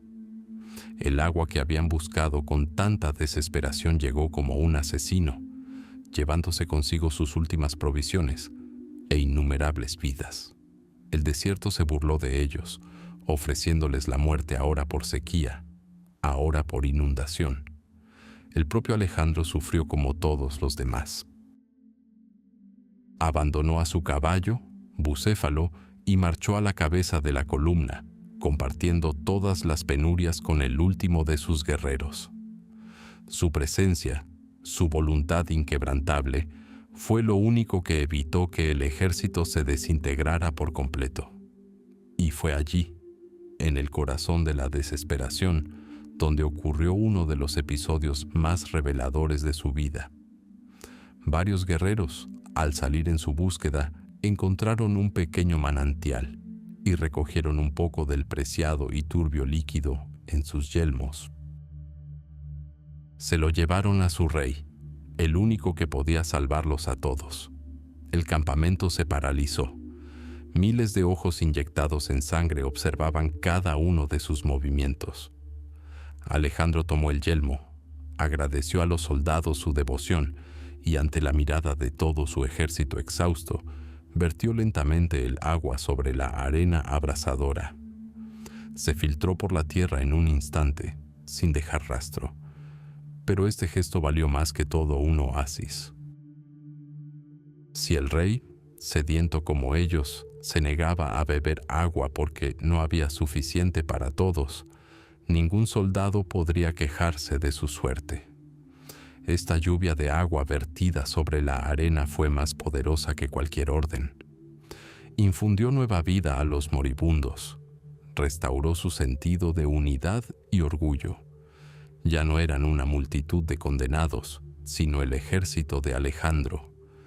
Esta marcha infernal duró 60 días de agonía. Cuando las verdes colinas de Carmania, la fértil provincia persa, finalmente aparecieron en el horizonte, el ejército era una sombra de lo que fue. Según diversas estimaciones, entre 1/3 y 3/4 partes de todos los que entraron en el desierto yacían sepultados en las arenas de Gedrosia. Miles de soldados perecieron, casi todos mujeres, niños y miembros de las caravanas de bagajes. Fue la pérdida más terrible en toda la historia de las campañas de Alejandro. La victoria en la India no se pagó con la sangre de la batalla, sino con una muerte agonizante en la arena.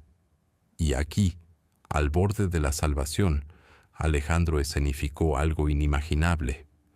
En lugar de lamentar a los muertos, organizó una procesión de 7 días, similar a una fiesta báquica en honor al dios Dioniso. Soldados, apenas capaces de mantenerse en pie, festejaron y cantaron, avanzando en carros adornados con flores. El propio rey, disfrazado del dios del vino, encabezó esta extraña procesión. ¿Era una manifestación de alegría por su milagroso rescate? ¿Un intento de ahogar el horror de su experiencia con una alegría desenfrenada? ¿O una señal de que el estrés inhumano de los últimos años había empezado a destruir su propia mente? El regreso a través del desierto estaba completo. El ejército había sobrevivido, pero las cicatrices del viaje permanecían para siempre. Alejandro había demostrado que podía avanzar donde otros habían perecido, pero el precio de esta demostración de superioridad fue terrible. El gran conquistador regresó al corazón de su imperio no como un líder triunfante, sino como un gobernante cuyo ejército había sido derrotado no por el enemigo, sino por su propia voluntad. La victoria le supo amarga, como la arena y el polvo. Babilonia, 323 a.C.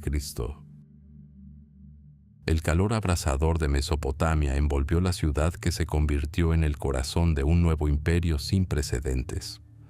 Aquí, en la antigua capital del mundo, Alejandro, conquistador de Asia, gobernante de la Ecúmene, se alzaba en la cima de su gloria. Su imperio se extendía desde Grecia hasta la India, unido, cohesionado no solo por la fuerza de las armas, sino también por la fuerza de su personalidad. Parecía que no había límites para este hombre. Nuevos planes, aún más grandiosos, ya bullían en su cabeza. La conquista de Arabia, una marcha alrededor de África, la conquista de Occidente. El universo parecía demasiado pequeño para sus ambiciones, pero fue allí, en el centro de su mundo, bajo el abrasador sol babilónico, donde el mayor conquistador de la historia se encontraría con su último e invencible enemigo. Todo comenzó, como tantas cosas en la vida de la nobleza macedonia, con un festín. Tras las ceremonias de duelo por su amigo Hefestión, Alejandro regresó gradualmente a sus negocios y a su vida. A finales de mayo, aceptó la invitación de su amigo, el Tesalio Medio, a un festín. La noche transcurrió entre vino, conversación y reminiscencias de campañas pasadas, pero cuando Alejandro estaba a punto de partir, lo convencieron de quedarse para otra reunión más pequeña, pero no menos alegre. Y fue allí, según autores antiguos, tras otra copa de vino puro, cuando de repente gritó como si le hubieran clavado una lanza en el hígado. Ese fue el primer toque de campana. Durante los días siguientes, su condición empeoró rápidamente. Al principio, era simplemente fiebre, que intentó ignorar con su tenacidad característica. Continuó dando órdenes para los preparativos de la campaña árabe, realizó sacrificios diarios a los dioses e incluso se bañó en las frescas aguas del Éufrates, intentando bajar la fiebre.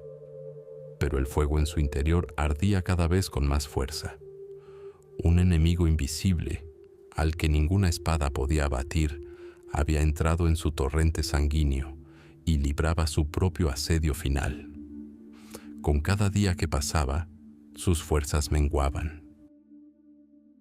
El rey, que había liderado ejércitos a través de desiertos y montañas, ahora podía caminar desde sus aposentos hasta el altar sin ayuda. Su voz, que había dado órdenes a cientos de miles de soldados, se convirtió en un susurro ronco.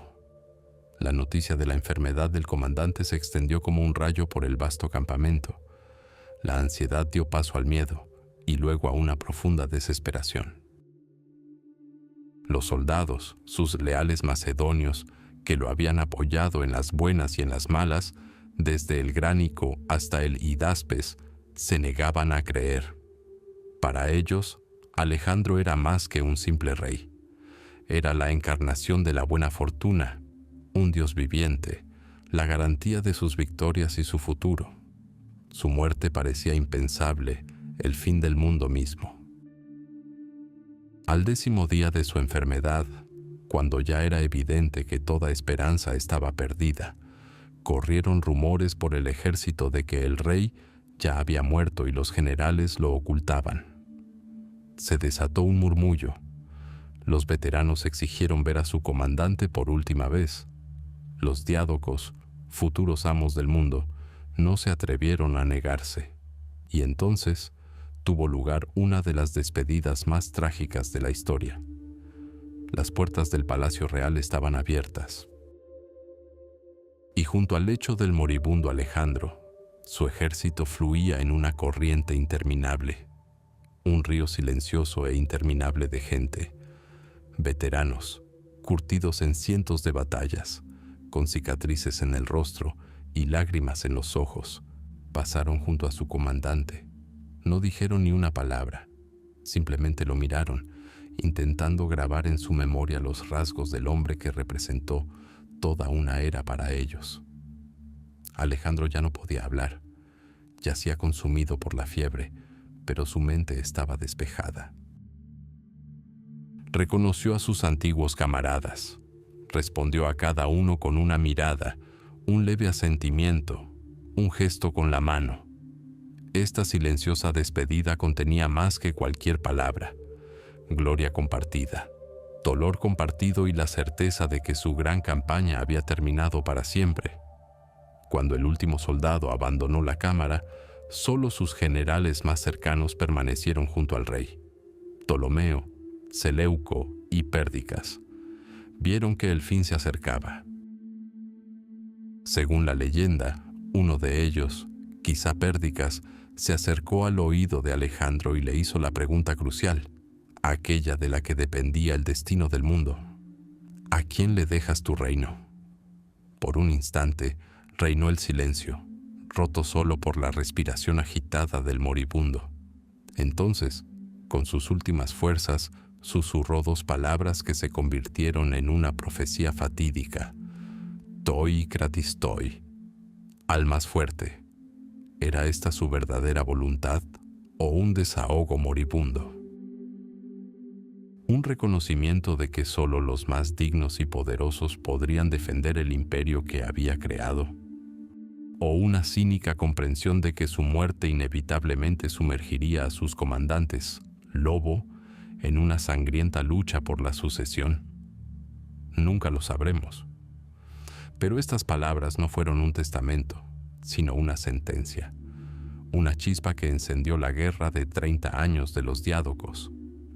El 10 u 11 de junio del año 323 a.C., el corazón de Alejandro Magno dejó de latir. Tenía solo 32 años. E inmediatamente, en cuanto su cuerpo se enfrió, Un susurro se extendió por los rincones oscuros del palacio, en las tiendas de los comandantes y en las calles de Babilonia, un rumor que perdura hasta nuestros días: el misterio de su muerte. ¿Se trató simplemente de una enfermedad? La prosaica y cruel verdad del mundo antiguo, donde la malaria o el tifus podían diezmar tanto a reyes como a soldados rasos. ¿O había algo más? Una sombra de sospecha se cernió sobre muchos. Los rumores apuntaban a Antípatro, gobernador de Macedonia, como el principal culpable, un general veterano a quien Alejandro pretendía derrocar. ¿Temía la ira del rey? ¿Decidió atacar primero? Se decía que el veneno fue llevado a Babilonia por su hijo, Casandro, y que el copero Iolao, otro hijo de Antípatro, lo mezcló en la copa del rey durante un banquete en casa de Medio. Las leyendas incluso describían el propio veneno. Supuestamente era agua helada del mítico río Estigia, capaz de corroer cualquier recipiente excepto la pezuña de una mula. Estas acusaciones nunca se probaron. La mayoría de los historiadores modernos prefieren las causas naturales de muerte: enfermedad, agravada por antiguas heridas y agotamiento por años de alcoholismo y exceso de trabajo. Pero el misterio persiste. Se ha convertido en el enigma final e insoluble de un hombre que, en vida, parecía tan claro y comprensible como el golpe de su espada. El mundo se detuvo, conteniendo la respiración. La gran marcha había terminado. El hombre que había unido Oriente y Occidente, que había cambiado el mapa del mundo y el curso de la historia, yacía en silencio en su palacio de Babilonia. Su imperio, el vasto fruto de su genio y voluntad, había quedado huérfano en un instante. Y cada uno de sus poderosos camaradas, contemplando el cuerpo sin vida de su rey, ya se probaba la corona. El silencio que se cernía sobre Babilonia era engañoso. Era la calma antes de la tormenta. Las guerras por el legado de Alejandro apenas comenzaban. La muerte de Alejandro no fue el final, fue el comienzo. El amanecer de una nueva, deslumbrante y brutal era conocida como el helenismo. El gran rey no dejó heredero directo, y cuando le preguntaron quién heredaría su imperio, según la leyenda respondió: el más fuerte. Estas palabras se convirtieron en una sentencia de muerte para su unidad y una maldición para sus generales. El imperio forjado por la voluntad de un solo hombre se desmoronó en el momento en que su corazón dejó de latir. Sus generales, los diádocos, camaradas de armas y sangre, que apenas ayer se habían mantenido unidos, ahora se miraban con ojos de lobo repartiéndose el botín. Ptolomeo, astuto y previsor, puso la mira en la satrapía más rica, Egipto. Seleuco, ambicioso y obstinado, se consideraba dueño de las inmensas extensiones asiáticas. Antígono el Tuerto, un veterano, soñaba con preservar el imperio unido bajo su mando. Casandro y Lisímaco desgarraban Macedonia y Tracia. Comenzó la era de las guerras de los diádocos, 40 años de matanza fratricida continua. Fue una sangrienta danza de gigantes sobre las ruinas del sueño de un mundo unido. Se formaron y rompieron alianzas. Padres guerrearon contra hijos. Amigos se convirtieron en enemigos mortales. La batalla de Ipso, en el 301 a.C., puso fin a la cuestión de la unidad. El imperio estaba muerto. De sus ruinas nacieron 3 grandes reinos, los 3 pilares del nuevo mundo helenístico. El primero y más estable fue el reino ptolemaico en Egipto. Ptolomeo Lago, fundador de la dinastía, se autoproclamó faraón, combinando hábilmente las tradiciones administrativas griegas con las antiguas creencias egipcias. Su capital, Alejandría, se convirtió en la metrópolis más importante del mundo. Aquí, al pie del gigantesco faro, latía el corazón intelectual de la época. La gran biblioteca de Alejandría, el Mouseion, se convirtió en un imán para eruditos, poetas y filósofos de todo el mundo. Aquí, Euclides escribió sus elementos, sentando las bases de la geometría. Aquí, Eratóstenes calculó la circunferencia de la Tierra con asombrosa precisión. Alejandría era más que una ciudad.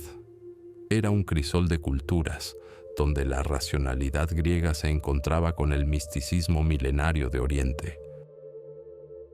El segundo gigante fue el Imperio Seleucida, que se extendía desde el mar Egeo hasta las fronteras de la India. Fue el más grande, multinacional y turbulento de los estados helenísticos. Los seleucidas fundaron docenas de nuevas ciudades, ciudades-estado griegas, en Asia, trayendo consigo la lengua, la cultura y las leyes de los pueblos helénicos. Antioquía, su capital, rivalizaba con Alejandría en lujo. Pero mantener el control sobre los babilonios, persas, judíos y bactrianos era increíblemente difícil. El imperio se vio constantemente sacudido por rebeliones y guerras, perdiendo gradualmente sus fronteras orientales ante el auge de nuevas potencias, como el Imperio Parto. El tercer pilar seguía siendo la patria del conquistador, Macedonia, bajo el dominio de la dinastía Antigónida. Se consideraban los guardianes del legado de Alejandro y Filipo, en constante lucha por el control de la agitada Grecia. Ciudades-estado griegas como Atenas y Esparta, aunque habían perdido su antiguo poder, seguían luchando desesperadamente por su independencia, uniéndose en alianzas y desafiando la hegemonía macedonia. Pero el helenismo fue más que solo guerras y reinos. Fue, sobre todo, un fenómeno cultural. Las conquistas de Alejandro derribaron las antiguas barreras entre Oriente y Occidente. El griego koiné se convirtió en la lengua de comunicación internacional, hablada por los comerciantes de Bactriana, los funcionarios de Judea y los eruditos de Egipto. Fue la primera lengua global de la historia, uniendo a millones de personas. Se produjo una gran síntesis cultural. Los dioses griegos encontraron sus contrapartes en Oriente. Zeus se identificó con el egipcio Amón, Afrodita con la fenicia Astarte. Surgieron nuevos cultos sincréticos, como el culto al dios Serapis, que combinaba los rasgos de Osiris y Apis con las deidades griegas. El arte cambió de forma irreconocible. La armonía y la tranquilidad clásicas dieron paso a una oleada de emoción, dinamismo y expresión. Los escultores helenísticos, como los creadores de Laocoonte y sus hijos o la Victoria de Samotracia, buscaban transmitir no la belleza ideal, sino el sufrimiento, el triunfo, el dolor, toda la gama de emociones humanas. La filosofía también cambió. En un mundo donde los cimientos tradicionales de la polis se habían derrumbado, la gente buscó apoyo en sí misma. Así nacieron el estoicismo, que enseñaba la aceptación valiente del destino, y el epicureísmo, que abogaba por la búsqueda de la felicidad en placeres moderados y paz mental. Estas eran filosofías para el individuo, no para el ciudadano de una ciudad-estado. Durante 3 siglos, el mundo helenístico floreció con la creación, la guerra y el comercio. Regaló a la humanidad descubrimientos científicos fundamentales, obras de arte atemporales y nuevos sistemas filosóficos. Pero las guerras interminables agotaron los reinos de los diádocos, dejándolos vulnerables, y en el oeste, las nubes ya se cernían. Una nueva potencia pragmática y despiadada cobraba fuerza. Roma, la república curtida en la batalla, subyugó gradualmente las ciudades griegas y luego reinos enteros. Cayó Macedonia y luego el imperio seleucida. El último bastión del mundo helenístico seguía siendo el Egipto de la última reina de la dinastía ptolemaica, la legendaria Cleopatra. Su muerte en el año 30 a.C. simbolizó el fin de una era. Roma conquistó el mundo helenístico por la fuerza de las armas, pero a su vez fue conquistada por su cultura. La filosofía, la ciencia, la literatura y el arte griegos se convirtieron en la base de la civilización romana y, a través de ella, de toda la cultura occidental. El imperio político de Alejandro Magno duró solo una generación, pero su imperio cultural, el mundo helenístico, nacido del fuego y la ambición, resultó inmortal. Cambió el curso de la historia, unió civilizaciones y sentó las bases del mundo en el que vivimos. El sueño de un hombre de una humanidad unida no se hizo realidad, pero dio origen a un mundo nuevo, complejo y brillante cuyos ecos resuenan hasta nuestros días.